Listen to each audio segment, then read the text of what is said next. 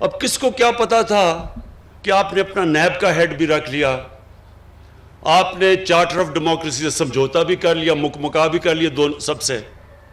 کسی کو کیا پتا تھا کہ پینما کے اندر انکشاف ہو جائے گا اور 4 جو بڑے بڑے محلات ہیں وہ باہر آ جائیں گے اور اس کے بعد آپ کی پھر سے ٹرائل شروع ہو جائے گی.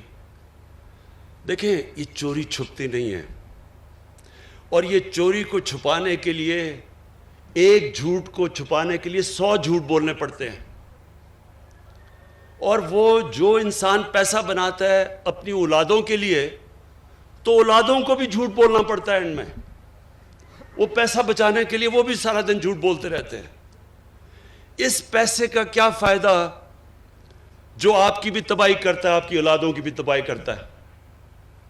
یہ جو حرام کا پیسہ ہے یہ ایک اللہ کی لعنت ہے. اپنی نماز جب پڑھتے ہیں تو ہم ایک ہی چیز مانگتے ہیں کہ اللہ ان کے راستے پہ لگا جن کو تو نے نعمتیں بخشی ہیں. تو اللہ کو تو حبیب ایک ہی تھا، قرآن میں تو ایک اللہ کا حبیب ہے نبی صلی اللہ علیہ وسلم. تو ان کی، اس کا مطلب کہ ہمیں اللہ کہہ رہا ہے کہ ان کی زندگی سے سیکھو.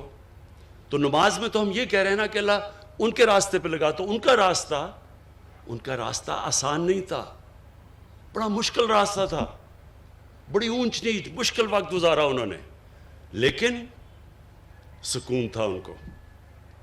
کبھی جو ان کو دیکھتا تھا مشکل سے مشکل وقت میں ان کی شکل پہ کوئی سٹریس نہیں ہوتا تھا، کیونکہ ان کی روح خوش تھی، کیونکہ وہ اللہ کا کام کر رہے تھے.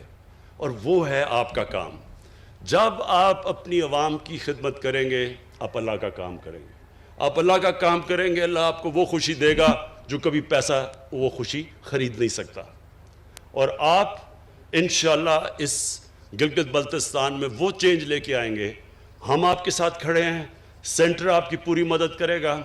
اور میں یہ چاہتا ہوں کہ جب آپ کا ٹائم پورا ہو تو گلگت بلتستان کے لوگوں کی زندگیاں بہتر ہو چکی ہوں. شکریہ.